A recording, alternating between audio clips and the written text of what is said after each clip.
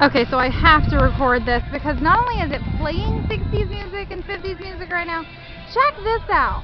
It's a jukebox! And look, I mean, you can't see it and I can barely see it, but if I got close enough, I bet I could read that those are actual songs from the 50s. Like, we'd probably find things like Bobby Darin, we'd probably find, Frankie Valley, whatever the heck his name was. Frankie Valley, I think, or something like that. I don't know. I wasn't born in the 50s.